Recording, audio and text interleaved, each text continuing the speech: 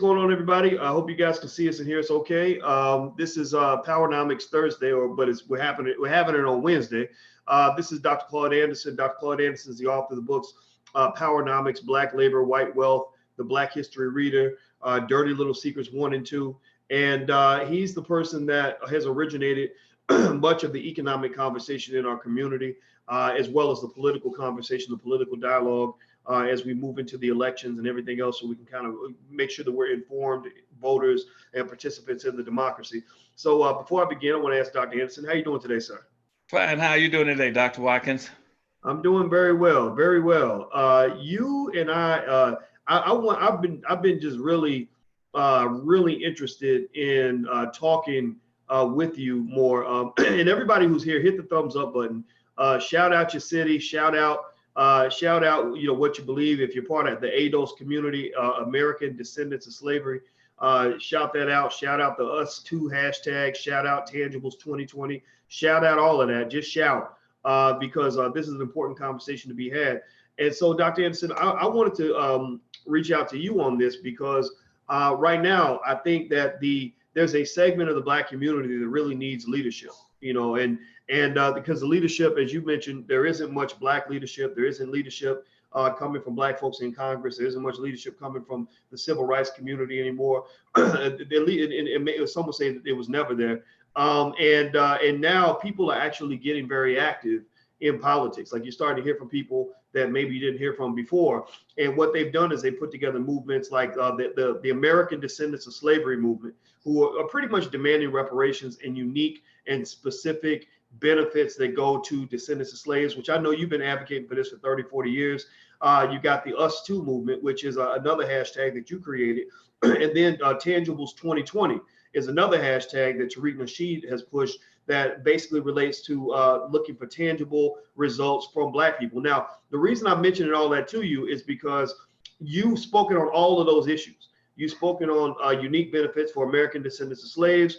You've also talked about unique, tangible benefits for politicians. You've said in your books, Powernomics and Black Labor, White Wealth, you said that basically, if you can't take it to the bank and cash it, then it doesn't matter. Then, don't accept symbolism, don't accept anything that doesn't actually have a real impact on the community.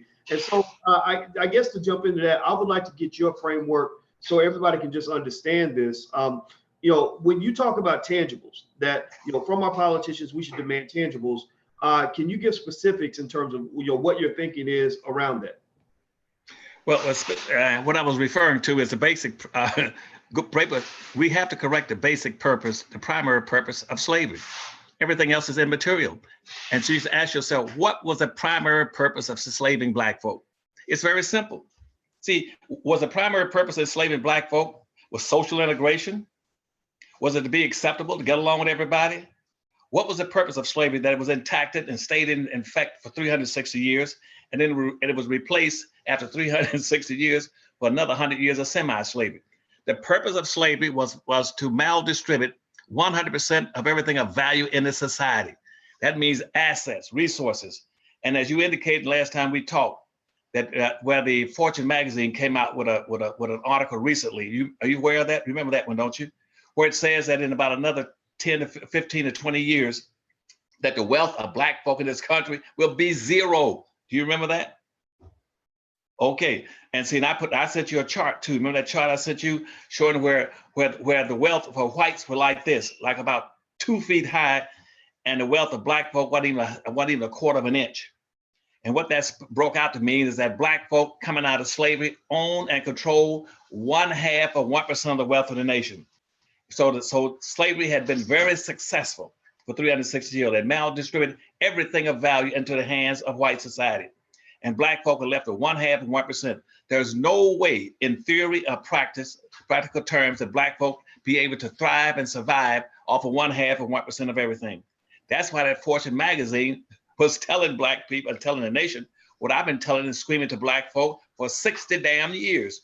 It's impossible for Blacks to continue to exist owning only 1/2 of 1% of the wealth. That's the issue. So what would reparation be for?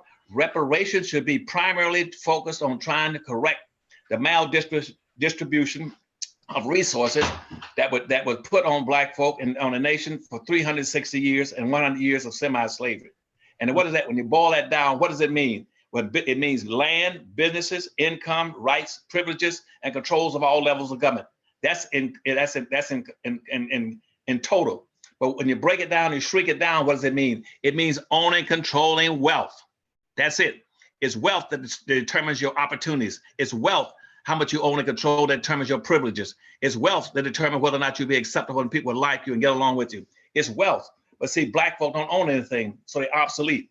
So you're gonna say, well, what is reparation? Reparation should mean going back and restoring what you destroyed in black folk, focusing primarily on wealth. And this nation they understand what reparations mean.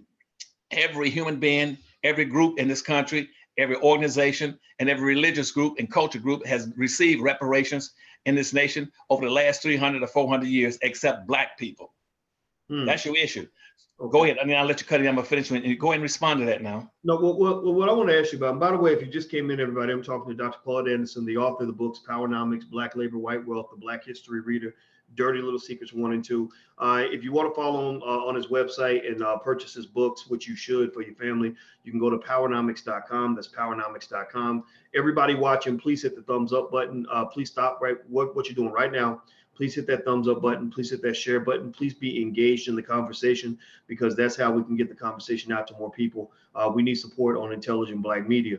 So, Dr. Anderson, I want to ask you about this. I want to ask you about this guy. But Dr. White, before you leave, did you understand what I was saying about reparations though? Oh, absolutely. Absolutely. Reparations means repairing damage that you inflicted conscientiously, institutionally, and historically on a specific group of people. Everybody in this country and throughout this nation has been repaired. And who inflicts that damage? It can be an individual, it can be a group, or it can be a nation or organization that can inflict irreparable damage on people, which demands reparations. This country's paid everybody reparations. And let me run through 3 or 4 as I did the last time with you. When up until let's go back to about the 1800s as an example. When Abraham Lincoln demanded that some blacks be free because he wanted to send them out of the United States, either to the Bahamas or to Texas or back to Liberia. And so he convinced 3 or 4 white slave plantation owners up here in Washington, D.C. to surrender their slaves and set them free. But he paid them reparations for loss of wealth. Because why? Because you see, those blacks were property. They had value. And typically the value ran from $800 to $1,500. This country had invested over $800 billion in slavery. The highest concentration of investment in wealth in this nation was in slaves. And that was more money invested in slaves than all the businesses and all the government put together. So Lincoln paid reparations to those slave owners who lost those few slaves, point 1. Point 2, same thing happened after World War II. Let's go back to World War II. At that point in time, after we bombed European countries, specifically Italy and Germany, and destroyed them, the government destroyed them. So the government said, we got to repair that which we've damaged. We've damaged those countries by bombing them. And so they put up a Marshall Plan that you asked about a few seconds ago. This country put in about $7 billion into the European Marshall Plan to rebuild and repair a lot of Europe, but specifically Germany and Italy. Then the same time with Japan, we dropped the atomic bomb on Japan, on Nagasaki and Hiroshima. And what did we do? We paid them what we call a 0.4 program. They gave them billions and billions of dollars to repair Japan. So they got reparations because the government had damaged them. Same thing after the Civil War. When the Civil War had ended, and the Union Army had gone into the South and destroyed most of those plantations to set black folks free. Guess what? After the Civil War was over, the resources that should have gone to black folk to repair black folk under what you call the Civil Rights Amendments, the 13th and 14th and 15th Amendment, that money went into the Freedmen Bank and the Freedmen banks. But guess what? Rather than giving that money to repair blacks for 360 years of slavery, they took that money out of the Freedmen banks and moved it down and repaired the South.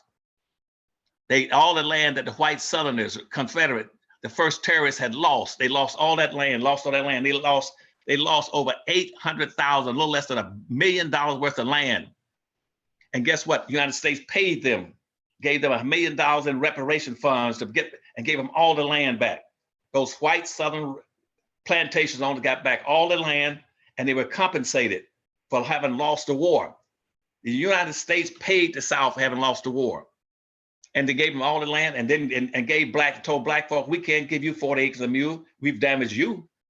And you can claim that you owe reparations, but we're not gonna give it, we're gonna give it to the South. The same thing with the Indian treaties. And all the Indians fought with the South, Dr. Watkins. All of them fought with the South. They signed agreements with the Southern Confederacy to support slavery, and they helped damage and destroy blacks.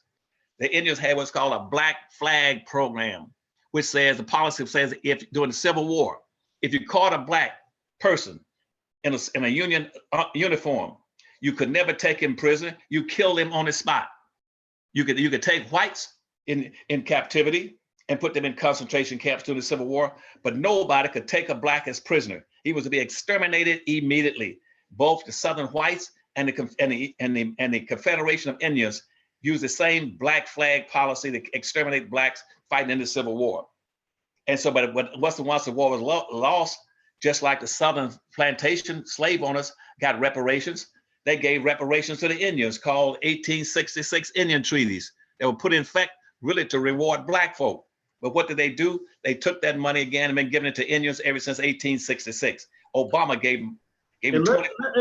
Let me jump in and ask you about that, about the 1866 Indian Treaty.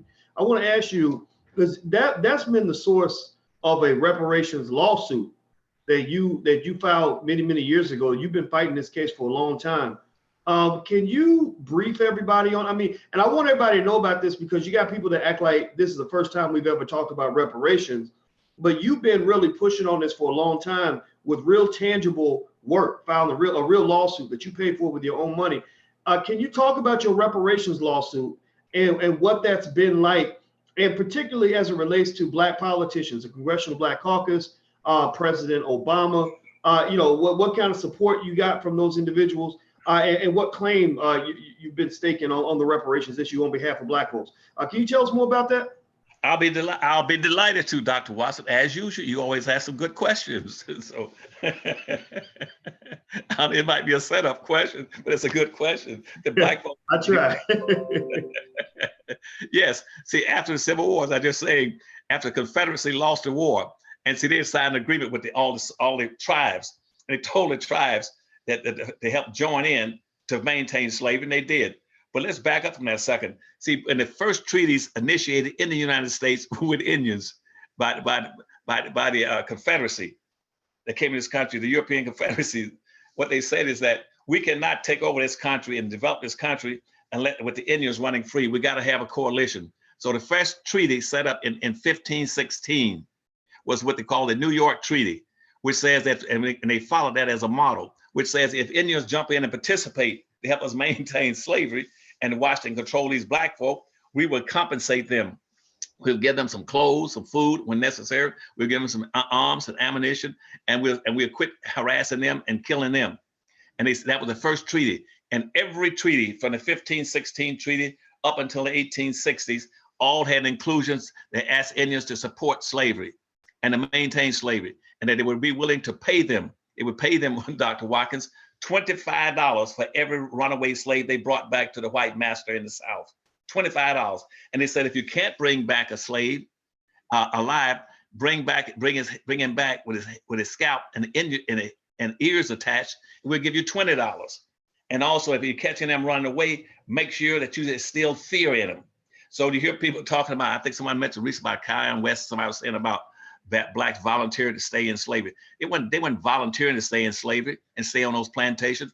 Nobody ever tells you one of the biggest reasons that black folk did not escape from slavery, even though blacks were the dominant population, the majority population in South Carolina, North Carolina, Virginia, Georgia, Alabama, Mississippi, and Louisiana. Blacks were the majority population, ran up somewhere between 50 and 55% of the whole population. They could have revolted at any time and overcome those whites. Blacks in the South outnumber whites 5-1. But you know why they couldn't break away in freedoms? Yes, a few got free and went up what they call the Underground Railroad, but that was bull. Most of them tried to escape and go into Florida or go out west. They were scared. You know what they were scared of? The Indians. Indians were paid to catch blacks who run away from slavery and to torture their asses and castrate them, then bring their scalp with the ears back to the white man. That's why most of those blacks wouldn't run away from the plantation. They were scared to death.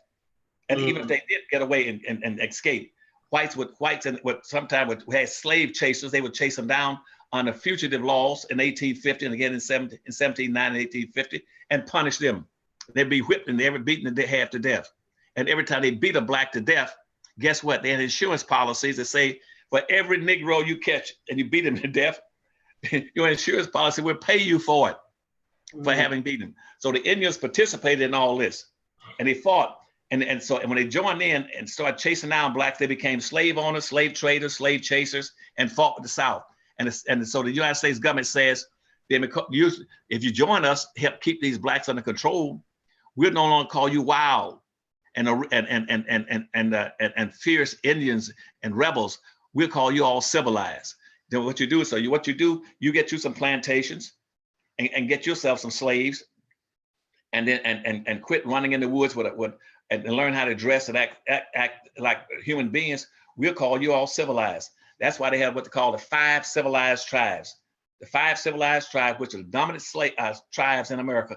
All the rest of the smaller tribes were underneath them, like the Apaches and Sioux and all those. They fell underneath the 5 civilized tribes. The 5 civilized tribes were the primary. That's the Choctaw, Cherokee, Creek, Seminole Indians. They were the ones that were big ones. They all participated in enslaving black folk and got paid for it. And so when the Civil War ended and they lost, I'm gonna speak a little faster for you. I know you're watching me now. But when the Civil War started in the 1861s and it ended, after it ended, everybody should have been free based on the 13th and 14th Amendment. But the Indian tribes were still holding black folk as slaves. On the Choctaw and Chickasaw, for instance, 2 years after the Civil War ended, Choctaw and Chickasaw Indians were still holding 12,000, 16,000 blacks still as slaves. But in 1866 then, because of the new 13th and 14th Amendment, the United States government was forced to send the military into those Indian territories and turn all those blacks loose and come in and sit down. We're gonna draw up treaties saying you have to turn them loose and let them go. And then when you let them go, we're gonna put some requirements on you based on the 13th Amendment and the 14th Amendment, which says that that for the future, that for black freemen and black Indians and anybody was slaves held by Indians, they must be treated in all manners similar to white way Indians will be treated in the future.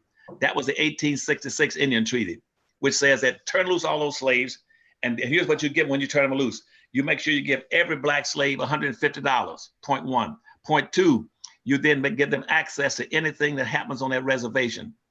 3, you give them access to any of the resources on an Indian reservation. Point 4, that they be tax free. They don't have to pay taxes like you Indians don't pay taxes. Point 5, they should be able to go to any school or college without paying tuition. Point 6, that they should be able to negotiate directly with the United States government to get compensation, just like you Indians do. Point 7, they should be able to go on these land on the reservation and be able to pick up anything, gold, silver, crown, anything else, land. Point 8, that they should be able to set up, in these terms, set up casinos, just like Indians all over America got casinos. Those blacks were entitled to the same thing in the 1866 Indian Treaty. And it says it is mandated that blacks be treated in all manners similar to the way white Indians. And guess what? 92% of the people that got under those treaties weren't even Indians. They were whites called $5 Indians, because they set up a Dawes Commission in 1796 says register all these blacks so they can get these benefits. Register all of them, give them a Dawes number, called the Dawes rolls. And guess what? Whites then went down to the Dawes Commission and paid $5 to all the Dawes commissioners to put them on the Dawes roll as having Indian blood. That's where people like Elizabeth Warren, all of them came from, all these whites. Every white claimed they got Indian blood. They don't have any Indian blood. 92% of the so-called Indians in America, nothing but whites passing as Indians. They get double benefits. They get all these benefits I'm talking about. They're not Indians. They're passing as Indians. That's why every white claims he's got Indian blood in him. But anyway, they set up those things for black folk called the Indian treaties and those Dawes rolls. But guess what? It's all been paying black folk all money just like Indians been getting money and resources. But after 1900s, when they didn't want to pay blacks, they'd been stalling and BSing them. So finally, they accepted the Indians and quit beating up on the Indians. And so the Indians said, we're going to get all these benefits. We don't need black folk give them anything. So in 1938, all the Indian tribes sent letters to the United States government, to the Department of Interior, saying, how do we make sure and ensure that under the Indian treaties that black people never get a penny or if anything? How do we stop them from getting things, even though they were entitled to it? And so the government floated that little letter around from 1938 to about 1942. Then the Department of Interior, the Federal Indian Bureau, and the federal government Solicitor General sent back a letter saying this: what you Indians do is that we're going to approve what's called a quantum blood law. A quantum blood law, which says that blacks will never get a penny unless they can prove they got 1/4 Indian blood. Now, that was never in the Indian treaties. That's something that was fabricated by Indians and the white races in the Congress in the 1940s to say, shut black folk down and give them nothing. Now, here comes Obama and the rest of these people every year giving Indians benefits. Now, what they fail to understand is that when Indians signed on with the Southern Confederacy, Dr. Watkins, when they signed on with the Confederacy in 1861 in the Civil War, they violated the laws in those contracts that says you can never take up arms against the United States. They violated all the treaty principles, and therefore Indians had no more, were never entitled to anything else. But after the Civil War, the United States forgave them and paid them reparations and gave them a lot of land called reservations. What they got now, these reservations, that was reparations for Indians to get back all the land they had lost after the Civil War, because they violated those treaties and went with whites to beat up on black folk, to enslave black folk and to kill black folk and chase them down and punish them. And yet now, since 1866, every politician, every political party, every black or white has never respected the other party, the basis of that treaty, which says these treaties are for black folk. Just like the 13th Amendment, the 14th Amendment, the 15th Amendment, and the civil rights laws were specific for black folk, the 1866 Indian Treaty was for black folk. And yet people like Obama went into office and he sat there and rewarded, called 564 white Indians whites passing as Indians into the White House every year in December and gave them $3.5 billion every year if he was in office. But he didn't invite not one black. Nobody's respected those treaties to give blacks a damn thing. They're in violation of the law for the treaty laws, but they're also in violation of the 13th, 14th, the 15th Amendment and the civil rights laws. But nobody cares about black folk except one fool running around the world fighting for them ever since 1970 and spending his money, and that's Dr. Claud Anderson. Well, you guys heard that. Everybody who just came in, I'm talking to Dr. Claud Anderson, who is the author of the books Powernomics, Black Labor, White Wealth, the Black History Reader. I keep these books right next to me. I reference them all the time. If you want to go and be a part of everything that he's doing and support what's going on, I encourage you to go to powernomics.com and get the bundle pack that he has with a free DVD, as well as all the books for just $99. It's a great bundle pack. It's the kind of thing that every black person should have in their living room, because this is where your children should begin their reading. You know, you should have read Powernomics, have them read it again. Because they need to absorb these principles so you can understand what you really need to fight for. Also, everybody who's watching on social media, please hit the thumbs up button. If you care about these topics and these issues, we need your help. We don't want you to just watch and listen. We also want you to do something. So just say to yourself right now, I'm going to do something, right? So if you don't want to purchasing something helps, because we do need money to fuel everything that we're doing. Everything goes back into the community. Unlike the money you spent at Walmart, Kmart, or Target, this money goes right back into black communities. But if you don't want to do that, if you're not prepared to do that, that's fine. Just hit the share button, hit the like button, hit the subscribe button, pass this stuff on, sign up for something, sign up for text notifications, text BOYCE, BOYCE to 31996. 31996, text BOYCE to 31996 so I can notify you when we go live. Now, Dr. Anderson, I want to ask you this question. Dr. Walker, let me conclude that point by making a point, answering what you asked me earlier. Well, what's been the position of black leaders and black politicians on the 1866 Indian treaties? It's been zero. It's been zero participation.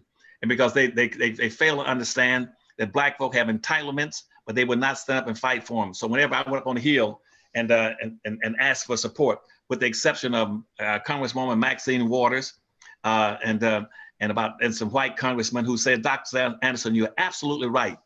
Black folks should have gotten maybe a damn $1 trillion in resources over the last 150 years from the Indian treaty settlements. But they've got nothing because it's not a legal issue. That they are forcing you as a sole person to fight for black folk on a legal basis, going into all of the courts, even though the courts are stacked against. That's why Trump been putting all these federal appointees, conservatives, into the federal court system at the federal level, so they can block this. And whenever I went to the court system, they always keep coming up with some minor reason not to compensate and pay black folk. And it's like saying, well, Dr. Anderson, the reason we can't give you all that money is because statute of limitation. You all should have raised hell about this money by 1907.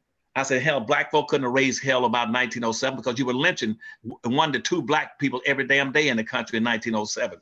Why would they go to courts and get some justice when you got federal courts against them and lynching them and supporting the lynching of black folk throughout the nation? They said, well, it's a statute of limitation, but it's because you can't just represent black folk by yourself. I said, I'm not representing them by myself. It's the Harvest Institute. But see, with Maxine Waters, she said, Dr. Anderson, you're right. So what I'm going to do is I'm going to set up a power. Why don't you come before the Congressional Black Caucus and do a PowerPoint presentation and tell them all these things that black folk are entitled to, the monies, and how they've been mistreated and maltreated. And then she was set up twice, tried to set it up. They're having me to do a PowerPoint presentation to the Congressional Black Caucus over lunch. Guess what? When I would go up there, half those blacks would run and hide in the damn bathrooms until I would leave, so they would have to show up. those sorry asses wouldn't do a damn thing, haven't done a damn thing. Or they said, well, Dr. Anderson, we can't. You're trying to represent black folk in America, help black folk, and since I'm from a small district in Alabama or in South Carolina or in New York, I can only represent people in my district. I said that's a stupid position because every white person comes here, he represents white people all over the nation. But you black folk tell me you can't help black folk unless they live in your neighborhood in some state. And so to answer your question, there's no blacks, not the civil rights leaders, nor a black elected official done a damn thing to effectuate the 1866 treaties was mandated by law. Even though I got white congressmen saying, Dr. Anderson, you're right, we'll support you. For instance, Richard Cohen, out of Memphis, Tennessee, a strong white man, a congressman. He said, Anderson, what's wrong with your people? Why don't they stand up? He said, they're busy hiding in the bathroom, won't come out until you leave the Hill. So no, we don't know, not one civil rights leader, not one black congressman, except Maxine Waters, has stood up and fought for the reparations for black folk in the Indian treaties. Well, you guys heard that. And so that leads me, Dr. Anderson, to ask you, since we're talking about reparations and everything that's going on, the ADOS movement, Tangibles 2020, all these things, which I think, they benefit on the work that you've done over the last 30, 40 years. Moving forward, I guess I'd be curious to know if you're talking about what politicians did and did not do. I know that you actually sent proposals to the Obama administration about reparations and a Marshall Plan for Black Americans. Can you kind of talk about, first, let's talk about, what their reaction was when you sent over the proposal. And then I'd like to know more about the proposal, because I'm wondering if this is something that we can put together for the politicians that are looking for our vote right now. So what was it like dealing with the Obama administration on, I know that when Russell Simmons and I approached them about mass incarceration, we were very surprised at how difficult it was to get them to respond to anything involving black folks. In fact, it wasn't even really a black thing. I don't think they wanted it to be a black thing. It really just kind of broke my heart and shocked the heck out of me that it was so difficult to get them to respond on any level. Some dirty tricks were put in place to kind of slow that down, but we got it through anyway. But I'm curious with yourself, as somebody who dealt directly with the administration, sent them materials, sent them tangibles. How did they respond to you, and what was that like for you? Well, first of all, they can get copies of the letter I sent to Obama, which is a 19-page letter and a newsletter. You can get that by going to the harvestinstitute.org, and you can pull it down off the website. So you can pull that letter down. It's a 19-page letter. It covers everything that Obama should have been doing. Now, how did he get it? We personally had it delivered there, special delivered to him, to his office. I even had people I knew in the Congress to take copies and put it on his desk. He wasn't saying it, wouldn't do anything. And saying he acted just like the black congressman acted. They're all under what we call a gag rule of 1836. And that they're still under, civil rights leaders are under. Nobody in this country under the gag rule is supposed to say anything if it's positive about black folk to give them the benefits. That was put in effect in 1836. I told you that last week. But that was put in effect by General Jackson. In 1836, it says nobody's talking openly about abolition or anything about freeing blacks or giving blacks any benefits, and even treating them other than property. And that stayed in effect from 1836 into 1852, when Harriet Beecher Stover wrote the book Uncle Tom's Cabin. It says somebody got to speak out. And so she broke the rule and spoke up for black folk in 1852. Other than that, it went right back into effect during the Black Civil Rights Movement. And how do they do it? It's called identity theft. You always see all these advertisements about identity theft. That's what black folk are suffering from, identity theft. Now, what did they steal from black folk? So you can't get reparations. To answer your question, what they did, they expanded extensively victimization. So at every other groups, they fabricated all these groups that pretend that they will be victimized, that they were the victims. They've stolen black folks' identities as slaves and sufferers, as being the victims. Then when every time blacks say, well, you've been beating up on us. Well, all you black folk do always pretend you're the victim. Damn it, they were the victim for 460 years. But they gave all the benefits to immigrants, to women, to gays, to everybody else. So black folk have lost their identity. And the black elected officials and civil rights leaders participated in it by drawing up and respecting these very broad and ambiguous terms called minority. So how do they steal black folks' identity? By using broad and ambiguous terms called minorities, poor folk, people of color, diversity, multicultural. So now black folk don't have an identity. You can't identify black folk again for anything. So they pretend that the suffering physically, emotionally, educationally, and financially that black folk incurred while they were enslaved in Jim Crow segregation, all those benefits have gone to the new people called fabricated minorities who pretend that they are the victims. They're the victim. That's why homosexuals coming out of the closet saying we've been victimized. All of them have stolen black folks' identity of being the primary sufferers. All these people weren't even in the country. Nobody's ever enslaved gays, midgets, humpbacks. Nobody enslaved women. Women were co-owned, were power sources. And one day we have to talk about in full about the women's role going all the way back to 1850, this Me Too movement. Women were a dominant controller of slaves. People don't know that. Women owned slaves. They were bred to be slave owners. They would go down to the auction house and buy slaves. They would go up and test the men's testicles and everything else to qualify them to be slaves. White women played a major role in enslavement of black folk. But now what they want to do is be made equal. So they've stolen the suffering of black folk and pretend that somehow that was the suffering of women.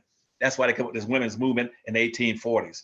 So what I'm saying to you, they bastardized victimization and given it to everybody, and black folk have lost their identity. And so it's a bad situation for black folk. That's what I'm saying to you. Massive victims. Everybody's a victim now. Everybody's a victim, and therefore everybody and under the gag rule, everybody ignore black folk. All right. I see Devin says, I have my library pack. So he's got the library pack of your books, which I definitely think everybody should take a look at. Go to powernomics.com if you want to check out Dr. Claud Anderson's library pack. It's a bunch of great books that he's written that are under one umbrella. These are my favorite books. I mean, these are the books that I've been waiting for my whole life because they were written specifically for people like me. I think these are the first books that your kids should read. And so everybody who just came in, I'm talking to Dr. Claud Anderson in case you didn't know who I'm speaking to. And we're talking about reparations and just what that would look like, what's been done, which politicians to hold accountable on this issue, and how to move forward with some of these movements. You got some movements that are doing a good job. Everything from ADOS to Tangibles 2020 to the Us Too movement. Those are 3 hashtags you should use: Us Too, ADOS, and Tangibles 2020. And there are people that have now started to fracture the movements. And I want to lay the framework so everybody can understand where I'm going with this. The movements have been kind of attacked and criticized and fractured, and people question the leadership and things like that. And I don't want that to happen. I want us to at least be our own leaders and make our own decisions based on appropriate information. And I think that there's no person more appropriate in this country to discuss reparations than Dr. Claud Anderson. In fact, if they put together a reparations panel, they don't include Dr. Anderson on it, as well as maybe somebody like Randall Robinson and people that really know what they're talking about, I'm not interested in it. I won't take it seriously. So Dr. Anderson, let me ask you this question about going deeper. Okay, so when you spoken about reparations in your book, The Black History Reader, on page 148, you asked a question. In your book, you asked a series of questions about Black history, and you asked, does Black America need a World War II type Marshall Plan?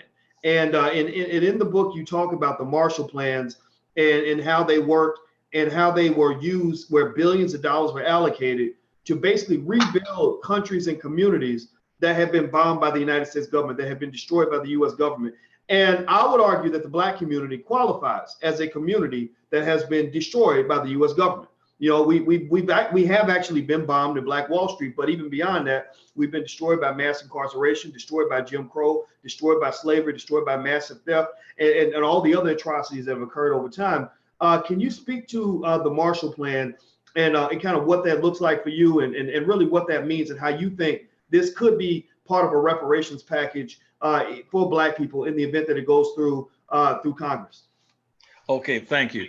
Well, see, and again, in summation, really, my books, all 5 of my books, pretty well answer the questions that you're raising. Because see, the initial thing with the first book was called Black Labor, White Wealth. That's the foundation. Black labor, white wealth. What that says is that and I know you read through that book, it shows you every way, every technique, every trick, every custom that whites did to maldistribute the resources, how they got the land, how whites got 2 billion acres of free land. And the wealth of this nation is buried in land. That's why whites right now own and control 99% of all the land from Boston on the East Coast to San Diego on the West Coast. They own all the land. And in that land, they had all the timber, the gold, the chrome, the bauxite, the gas, the oil. And the land is critically important in the reparations process. And now how they're gonna make sure, well, you said build, I said build the communities, but guess what? They're gonna try to make sure you don't have a community to build it in. That's why they started this whole new movement called gentrification. Gentrification is a term that came out of France back in the 15th century when they started slavery and capitalism. And the word was gentile, a French word. And then when they moved into the South and the Southern states, they called themselves, we are gentile people, which means we're going to own the land and bring value to it and upscale it so that Blacks won't own a damn thing. That's why they call themselves gentile. We don't work. We are gentile people. We're going to exploit other people and use the land. So what gentrification is that all these majority cities that Black folk acquired in a direct response and a reaction to social integration, whites now going to use gentrification, go back and take back all that land. They're going to take all the land in these major cities away from Black folk. Then they're going to institute their culture and their values, their business and their industry in there, so they no longer look like they're anywhere near being Black. That's why Washington, D.C. was Chocolate City when I came to Washington, D.C. with President Carter in 1976. Now, and was because at that time, Washington, D.C. was 78% Black. Now it's down to about 40%. Detroit is all now gentrified. Whites now own and control everything in that city. And following gentrification is called privatization.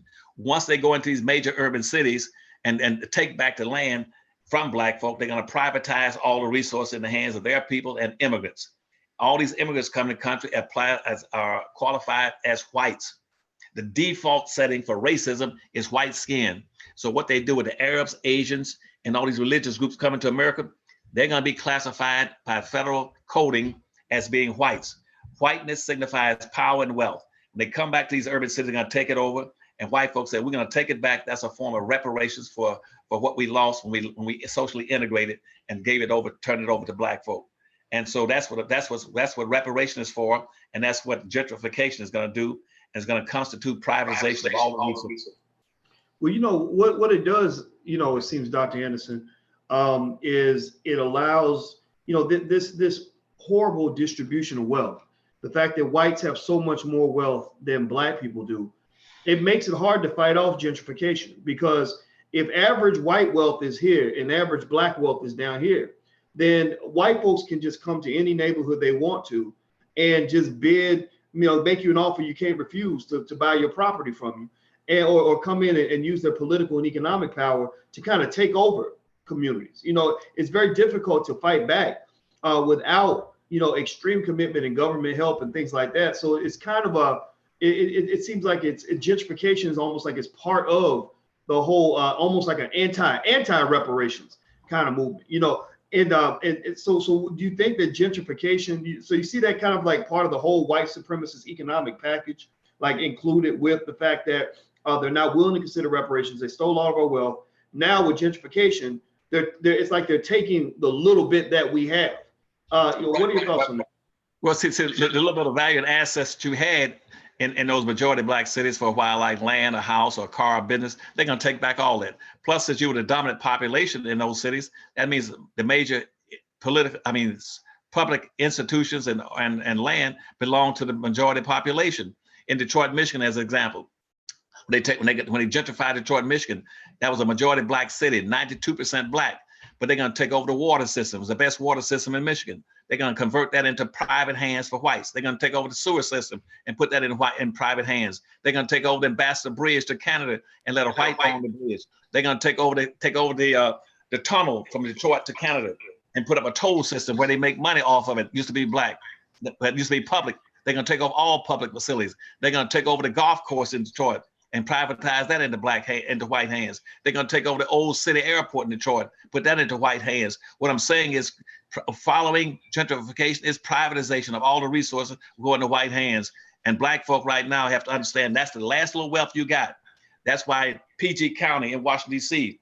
has the highest concentration of Black wealth and educated Blacks in the nation. It's going down the toilet now, because what's happening is being gentrified along with that. Hispanics, Arabs, and Asians are taking over PG County in Washington, D.C. Now, I just got a call yesterday from Los Angeles. Now, in Los Angeles, years ago, Blacks were the majority population, Dr. Watson, in the major cities out there before immigration picked up in the emphasis. Now, the city of Watts was Black back in the 60s. That was the majority population. Watts was Black.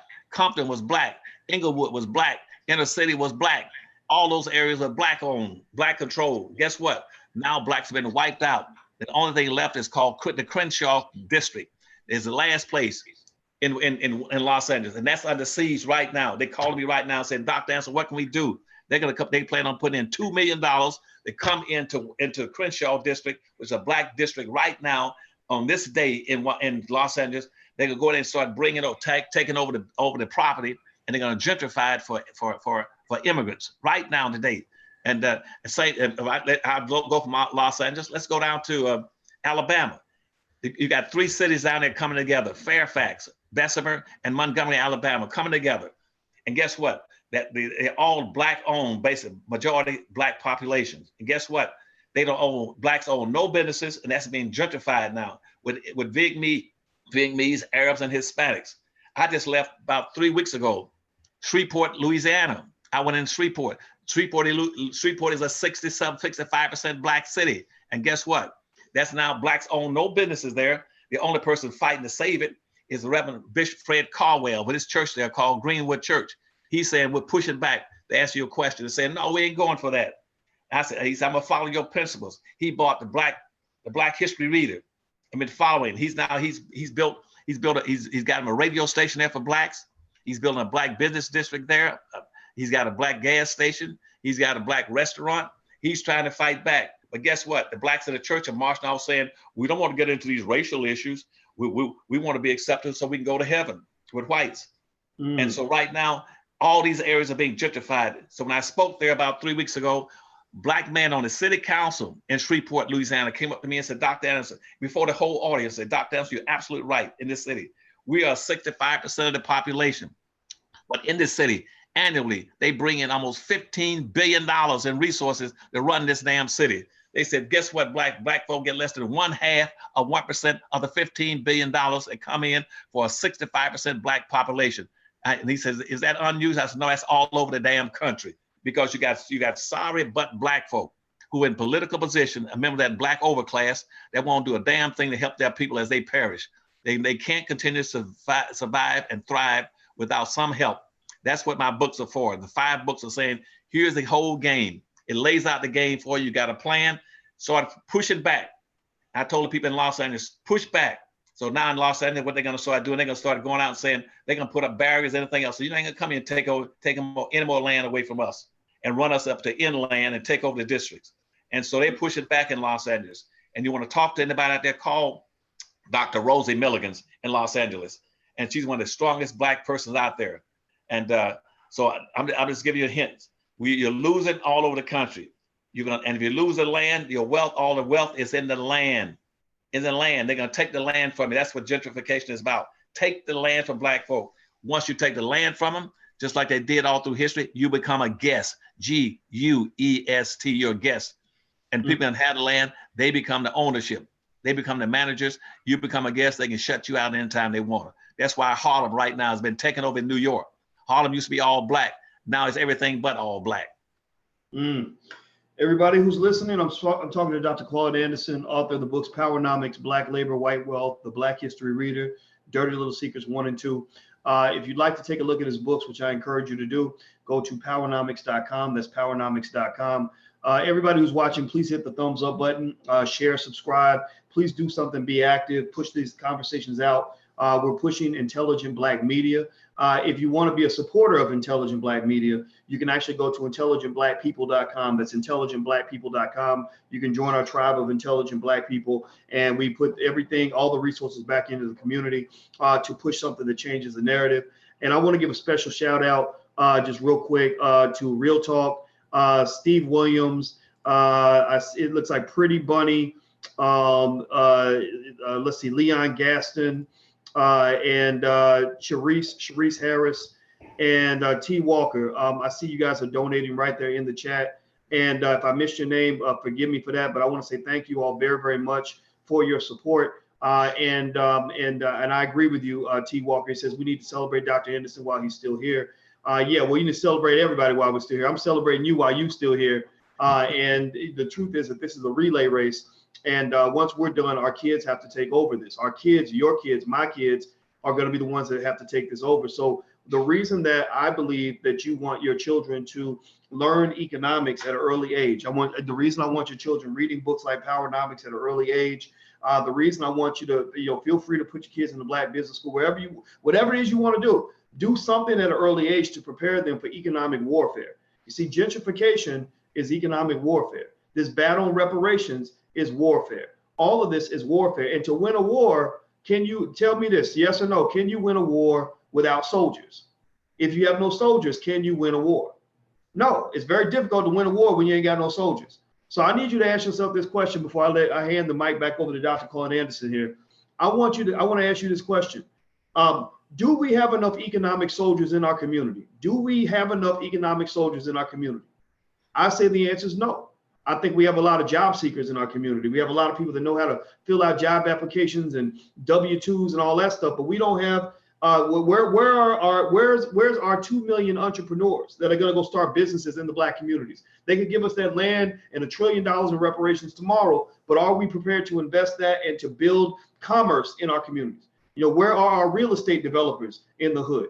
Where are our people that can teach about stock and investing and all that stuff in the hood? Where are our people that can actually build the economic systems that we crave, that we're talking about? Because you can't fight gentrification if you don't understand economics. You see, gentrification they just start planning for gentrification yesterday. They started planning for gentrification in the 70s and the 80s. They're doing things now that they were planning for 30, 40 years ago. So I need to ask you this question, Black people, before I hand it back to Dr. Anderson, because it's his show, not mine. I need to ask you this question. What are you planning for right now in 2019 that's going to help you win the game in the year 2049? What is our plan for 2049, 2050? What plan do we, and you're not going to execute the plan. It ain't going to be you. It's not about you. So get over yourself. It's about your damn kids and your grandkids. Are they prepared to fight, or are they going to be sitting around complaining in 30 years about the same stuff that we're experiencing right now? The choice is up to you. So I encourage you, have your children read books that are Black, have your children read books that focus on economics, have these conversations with your kids now so they understand that they are being called to battle. Your pussies cannot win a war, and we do not need our children to be raised to be economic and intellectual wimps. I'm done talking, Dr. Anderson. Forgive me for that. I had to make sure I made that point. So thank you for letting me do that. Okay, so one last question I want to ask you about before I let you get back to your busy day is I was watching a video, and it was a Malcolm X video, and it was a video where Malcolm X was talking about it was in the 1960s, and he was talking about the difference between white liberals and white conservatives. And the video was so profound that he could have been giving that speech right now. And one of the things that he said in the speech, and I'm gonna paraphrase, I'm gonna see if I can find the video so I can play it, but he said that he said liberals they're deceptive. He said they make you think that they're your friends when really they are white supremacists, and they are there to rape you and to destroy you and to take everything you got. And so I'd like to get your take on that. I mean, because that's what I'm seeing. I'm not really seeing much help from the so-called liberal friends that we're supposed to have. Well, as you know, I would thoroughly agree with Malcolm X, because I identified and respected him back in 1960s, and I did not understand and could not accept this whole civil rights movement that Martin Luther King was leading. Martin Luther King was a very bright Black man who was very committed to Black as much as he could to general society, but he couldn't see far enough down the road to see what's going to happen to people when he socially integrated them into the white society. And finally, about 3 months before he died or was assassinated, he says, "I made a big mistake." He said, "I looked like I've led Black folk into a burning building." And consequently, he was going the wrong way. Malcolm was always right on tune and on time with that and understanding where we were going to go. And I got off on a point that, what was the major point and I'm going to get back to what you asked me in a second. What was the point you just asked me? I wanted to ask you your take on, on the fact that Black people don't feel that we have anybody that's I got it now. The liberals are the ones that we're being told to vote for, right? The assumption is, of course, you're not going to vote for the conservatives or the Republicans, it's fine, but the liberals ain't offering much more. What is your take on, what Malcolm said about liberals, and you think it still holds true today, and what needs to change for that to not be true anymore?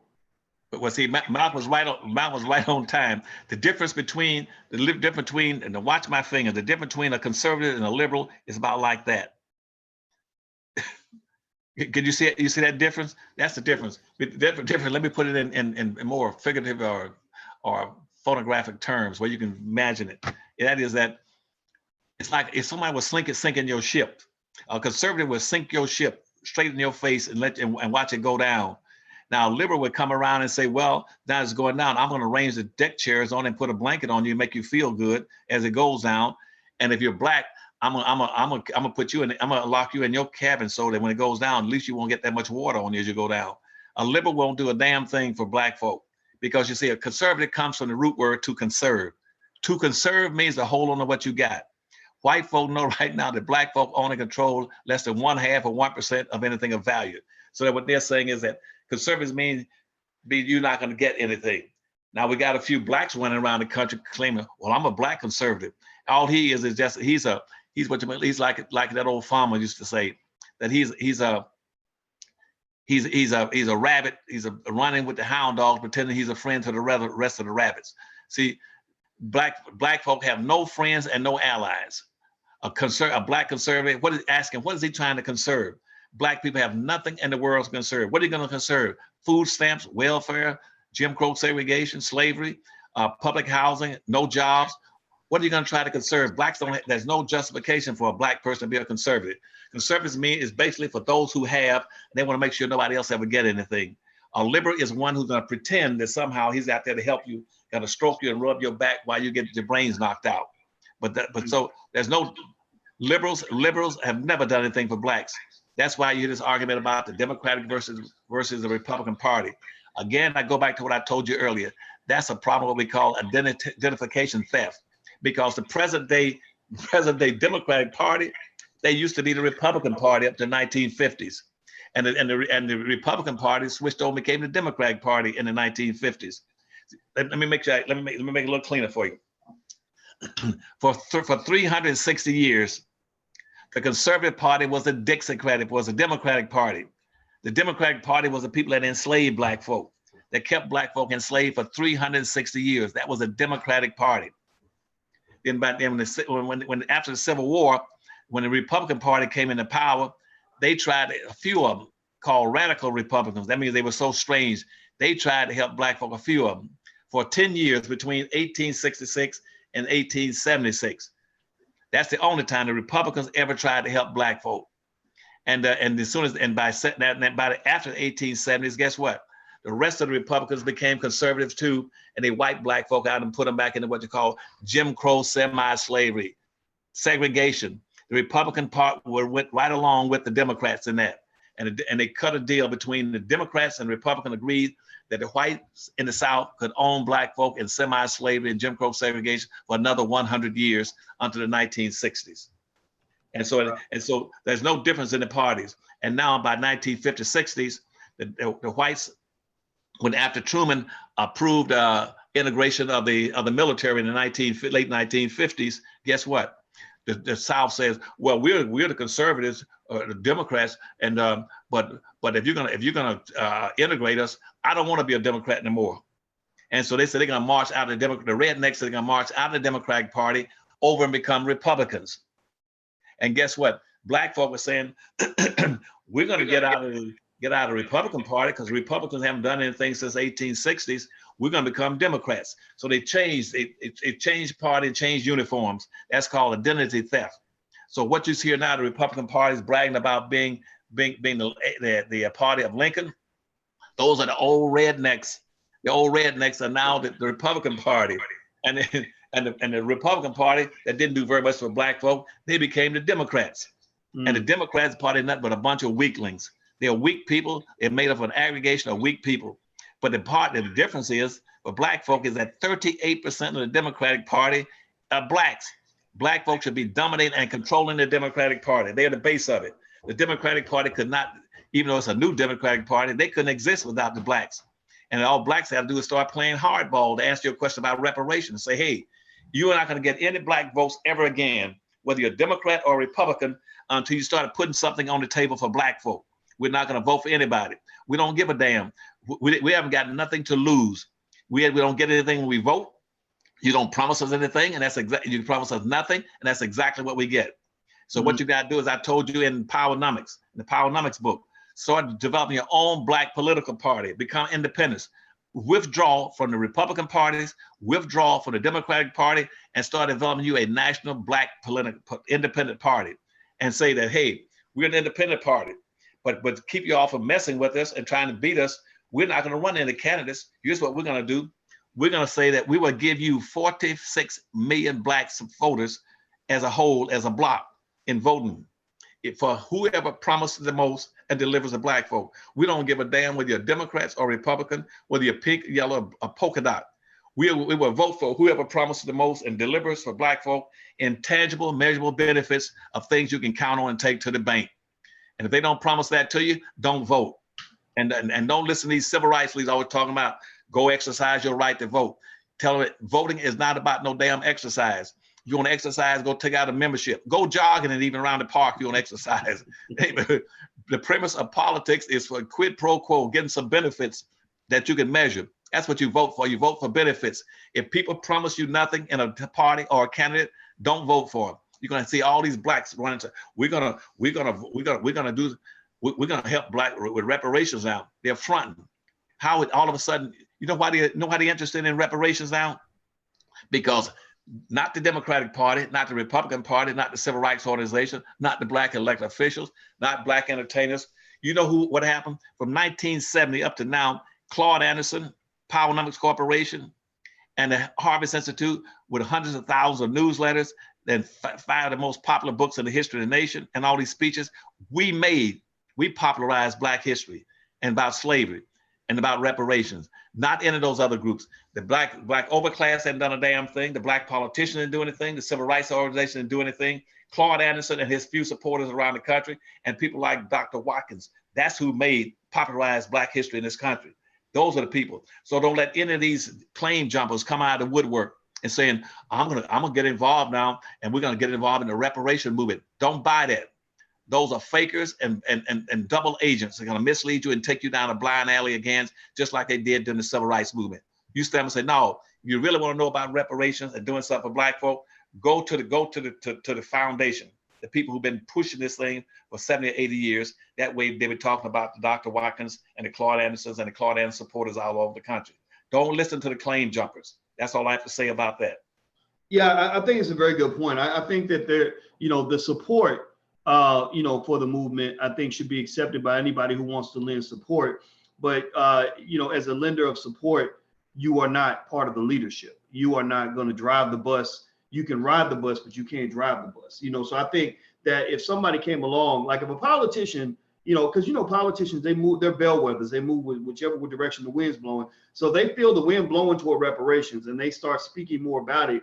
I'm not going to have an issue with that. What I would have an issue with, though, is if they're trying to take the lead on it. Like I had a situation a few years ago where there was this rapper named Lil Wayne, and he made this song, about Emmett Till, or he made a song where there was a verse about Emmett Till, and it was a disgusting verse, very disrespectful to his memory, very disrespectful to Black people. And I remember that, we raised hell about it. We went to his corporate sponsor, Mountain Dew, and we put a lot of pressure on Mountain Dew to the point where they cut Lil Wayne's world tour. They cut the whole world tour out because they didn't want to be associated with it. And I said that you shouldn't, because, some of the stuff that's been going on, the stuff that they're putting on our community is not healthy. Well, anyway, after we shut down, we got Mountain Dew to shut down Lil Wayne's world tour. First thing the PepsiCo did, PepsiCo, who owns Mountain Dew, is they said, okay, we got a Black problem now. We have a Negro problem now. So next thing I know, Al Sharpton was jumping out in front of the whole discussion, and he's on the board working with PepsiCo over the Lil Wayne thing. And I'm sitting thinking he didn't have nothing to do with anything that we did. Nothing. I mean, so you talk about claim jumping.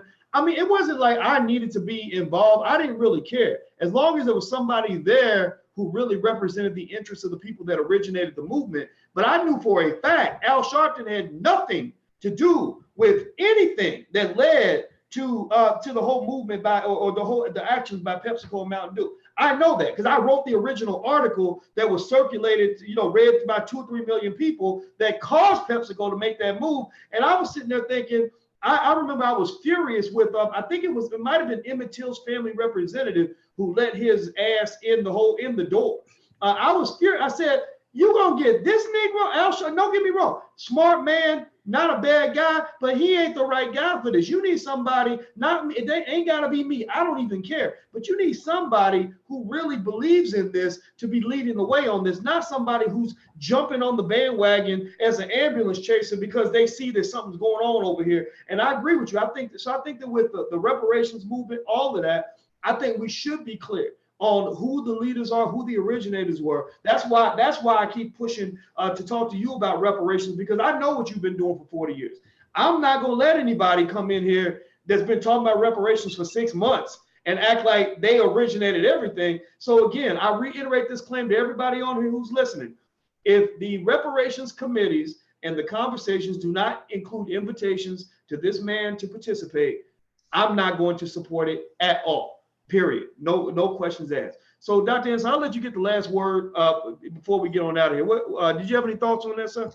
Yes, I'd like to tell you, just for general information for your listeners, you tell them that I have a very broad and comprehensive plan for reparations that'll resolve all the issues that whites are going to try to come up with to try to block you. The whole plan is worked out. I got a comprehensive plan running from top to the bottom, and what it involves a lot of comprehensive things that Black folk can acquire in measurable terms, nothing symbolic, none of the ceremonious BS, but things they can measure and take to the bank and be a competitive group in the country and be in a very self-independent position to be able to compete with not only with whites, but with immigrants coming into this country, whether they're religious-based, cultural-based, language-based, or ethnic-based, that we can be competitive with all those groups. And the last thing is that under no circumstance am I gonna let anybody do identity theft and steal the opportunities that Black folk are due for reparation in this country. So there's a lot of them out there. They're out there specifically to try to make the thing, take reparations now, broaden the concept so that again, they can do the same thing they did with this concept of minorities. They make sure Black folk get very little. As I said, throughout history, they've thrown Black folk into a ditch and tried to bury them in that ditch. They cripple them in that ditch and subordinate them into a ditch. But as soon as you start talking about doing something to help Blacks get out of the ditch and repair the damage they've done to them and repair the bones that they've broken and they're crippled, And you say, well, give them wheelchairs. Well, Dr. Anderson, we can't just give black wheelchairs. We got to give everybody wheelchairs. That's the philosophy. So that's what you're going to hear all these people talking about. We can't specifically help black folk. Yes, we were very specific in enslaving them for 460 years, but we can't be very specific in rectifying and reparating them specifically. We can't do anything for black folk. If black folk are crippled and need a wheelchair, we got to give wheelchairs to everybody. That's the old BS they're going to do. Anything that pertains to black folk, they're going to spread it out so they'll never get anything. That's what Obama did with the black farmers, with the money coming out of the black farmers bill suit that they filed against the government. And out of the $3 or $4 billion they filed, they wound up getting about less than $500 million of that. And that was so divided up, Obama stuck in Indians, Mexicans, women, and everybody else, and the Koreans, into a program that black folk have been fighting for ever since 1970. When the resources came down, the resources was divided where everybody got a piece. Therefore, black folk got very little. The cardinal rule is that anything that's for everybody is not for anybody. That's the rule in politics. I'm gonna make sure you understand that. When I understood that when I was in politics, if you don't want to help a specific group of people, pretend that something's for everybody. That way you never have to do a damn thing for them. And that's what Ronald Reagan said to Haldeman when he brought him into the office when I left the White House in 1982. When Reagan came in office, he called Haldeman in, his chief administrator, said, look, if you're going to do anything now, and now that in the civil rights movement, he said, don't say anything publicly negative about black folk. He said, if you're going to say something, so always use very broad and ambiguous terms like minorities, poor folk, and women. And that way impoverished. That way the jigs, not nigs, not N, but G's, those jigs will never know the difference. Somebody will be foolishly thinking that somebody's going to get something. But if you use very broad terms, they haven't got enough sense to go fillet it and find there's nothing in it for them. So whenever you hear any politician or any civil rights leaders use broad terms like minorities, poor folk, people of color, diverse and multicolor, you put your hands on your back pocket, cover your butt and start running, because otherwise they'll get to you.